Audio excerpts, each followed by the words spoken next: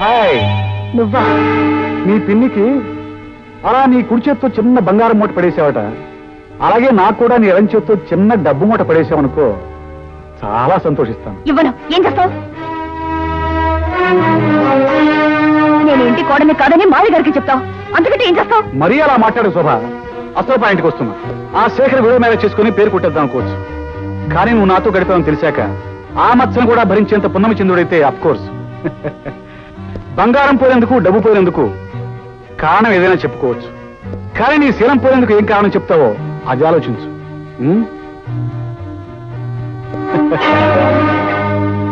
That's good. తీసుకో.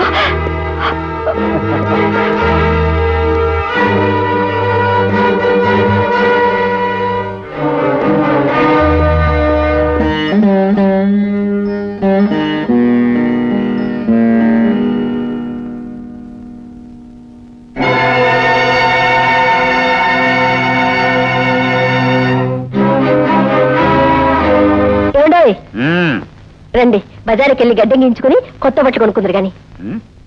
బీడీలు కొనుక్కునేందుకు డబ్బులు లేవు నా దగ్గర, కొత్త బట్టలు గడ్డమోనా? నా దగ్గర ఉన్నాయి, ఇవిగా. ఈ సంపాదన గురించిగా రాత్రి నన్ను కొట్టారు, కాయ చొల్లు. ఆ సంపాదన ఇది, రక్తపు కూడా ఇది, పాపిష్టి సొమ్ము, కాకులు కూడా ముట్టావు.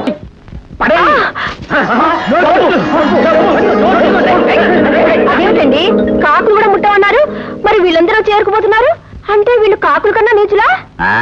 నీచ నికృష్ట పాపిష్టి కాకులు. మరి మనం దప్పతులం, ఆది దప్పతులం.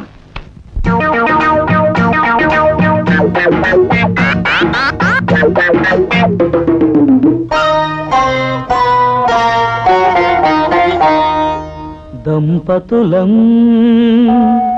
ఆది దంపతులం. బొంతలం, గంతకు తగ్గ పొంతలం. చేసేద్దాం త్యాగాలన్నీ చేసేద్దాం, ఆది దంపతులం అయిపోదా. రక్తం కక్కుకు చనిపోదా.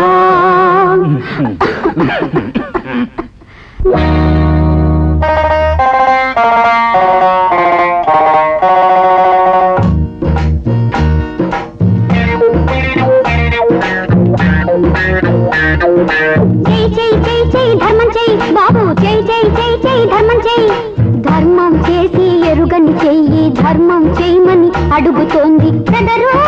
ధర్మం చెయ్యి, ధర్మం చెయ్యి, చేయడమే నీ ధర్మం, చెయ్యకపోతే నీ కర్మం.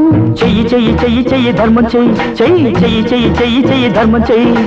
ధర్మం చేసి ఎరుగని చెయ్యి, ధర్మం చేయమని అడుగుతోంది సిస్టరు. ధర్మం చెయ్యి, 50 పైసే ధర్మం చెయ్యి, చెయ్యడమే నీ ధర్మం, చెయ్యకపోతే నీ కర్మం. చెయ్యి చెయ్యి చెయ్యి చెయ్యి ధర్మం చెయ్యి బాబు, చెయ్యి చెయ్యి చెయ్యి చెయ్యి ధర్మం చెయ్యి.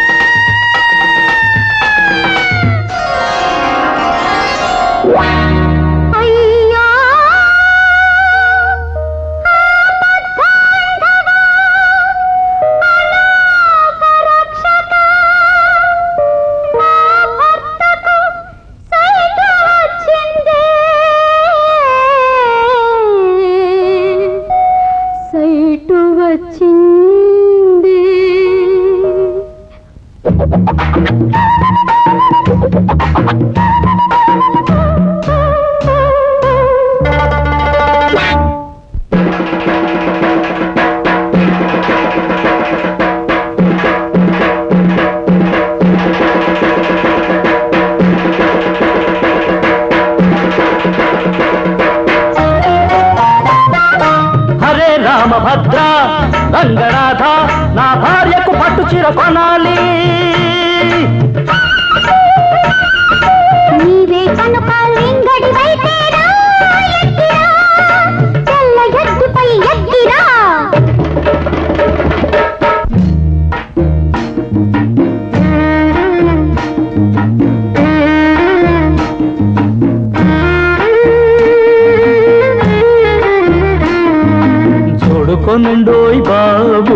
జోడు కొనండోయ్ బాబు, కళ్ళ జోడు కొనండోయ్ బాబు, చెప్పులు కొనండి బాబు, పాత చెప్పులు కొనండి బాబు, నా భార్య కోసమై త్యాగం చెయ్యాలి.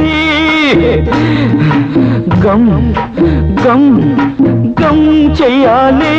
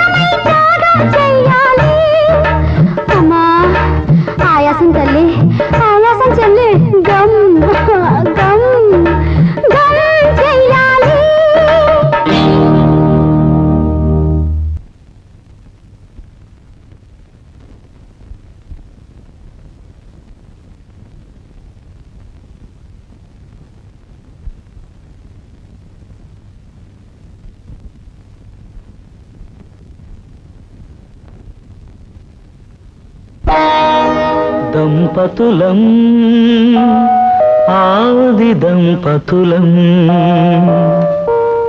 బొంతలం గంతకు తగ్గ బొంతలం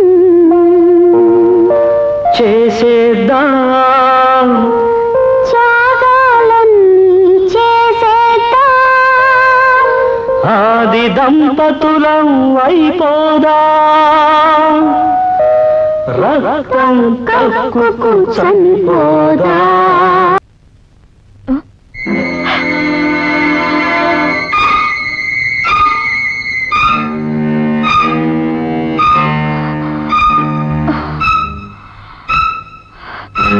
సుధీర్, దేవతలు తిరిగే ఇంట్లో దైవీ సాధించాలని చూడకు.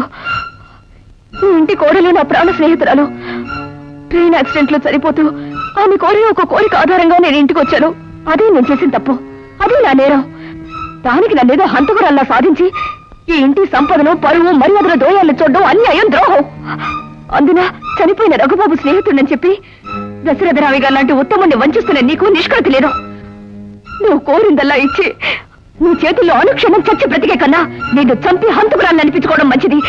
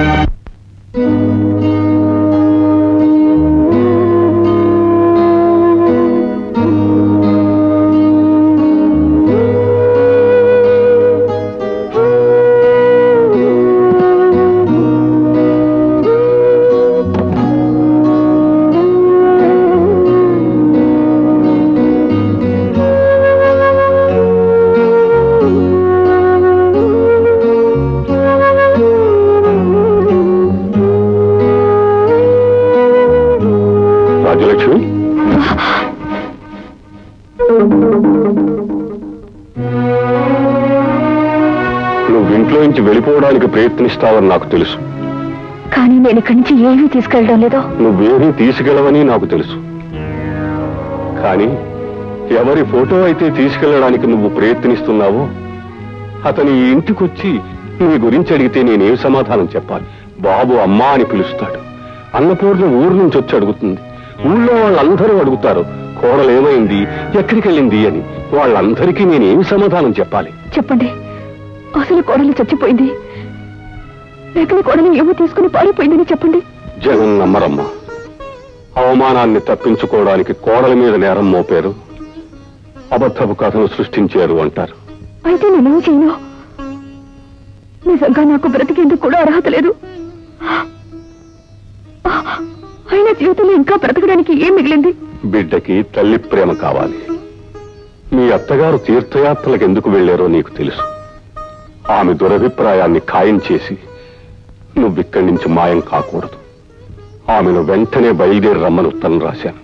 మావయ్య గారు, నువ్వు శోభకు కొత్త జన్మనివ్వడానికి ప్రయత్నం చెయ్యొద్దు. మావయ్య గారు, రాజ్యలక్ష్మిలాగొచ్చావు, రాజ్యలక్ష్మిలాగే ఉండిపో. ఇది నా నిర్ణయం, తిరుగులేదు.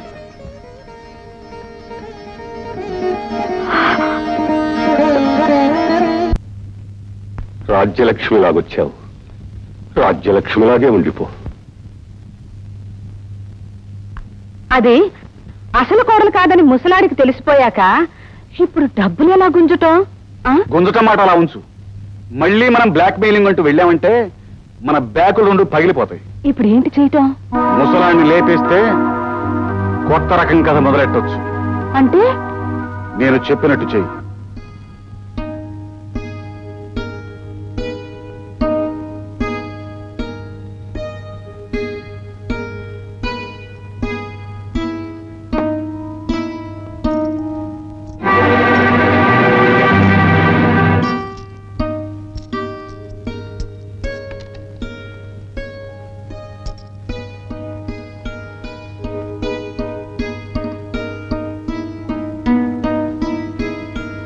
మావయ్య గారు, మీ అత్తయ్య వస్తుందమ్మా, రేపు టెలిగ్రామ్ వచ్చింది.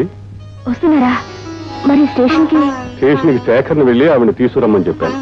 పాల్తానండి. అలా పెట్టమ్మా, నువ్వు ముందు వచ్చి కూర్చో, నీతో చాలా ముఖ్యమైన విషయాలు మాట్లాడాలి. నిన్ను సంరక్షకురాలిగా పెట్టి యావదాస్తి బాబు పేరు రాశానమ్మా. నన్నా? అవును.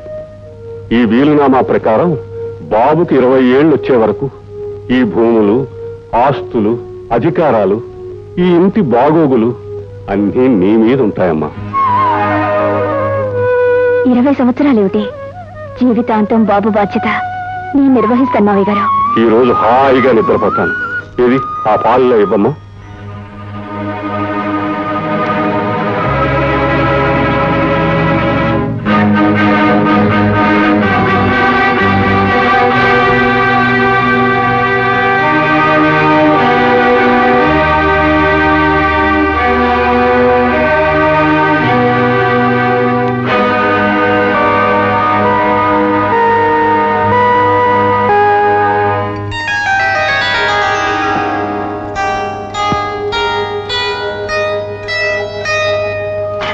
మావయ్య గారు, మావయ్య గారు,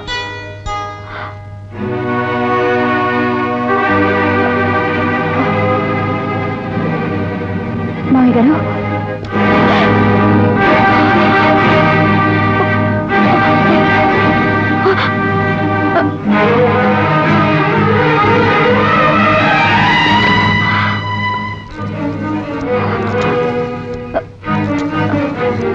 హలో డాక్టర్ గారా, మీరు వెంటనే బయలుదేరండి. మామయ్య గారు ఆరోగ్యం. నమస్తే, రండి. నన్ను ఇన్స్పెక్టర్ అప్పారావు అంటారు. మీరు రాజేష్మి కదూ? I mean Mrs Raghu. అవునండి. నేను ఈ ఊరికి ట్రాన్స్ఫర్ కావాలని దశరథరామయ్య గారి సహాయం అడిగాను. ఆయన మంచితనం వల్లే నేను ఇక్కడ జాయిన్ అయ్యాను. ఆయన ఇంట్లో ఉన్నారా? నిద్రపోతున్నారా? పర్వాలేదు, ఆయనతో పని ఉంది. Can I sit here? కూర్చోండి. Thank you. మీ దగ్గర దాసరం దేనికి? ఈ ఇంటి అసలైన కూడా తనేనని మీరు కాదంటూ ఒక ఆవిడ మాకు రిపోర్ట్ చేసింది. అదబద్ధం. మీరు చెప్పేది నిజమని మాకు తెలుసు, కానీ మా పోలీసులు అందరి మాట వినాలి కదా. అందుకని ఒక 5 నిమిషాలు మీరు మా పోలీస్ స్టేషన్కి రావాల్సి ఉంటుంది. నేనా? పోలీస్ స్టేషన్ కా? Okay okay. దశరథరావు గారు లేచిన తర్వాతే, వారితో మాట్లాడిన తర్వాతే మరి ఏం చేద్దామంటే అలా చేద్దాం.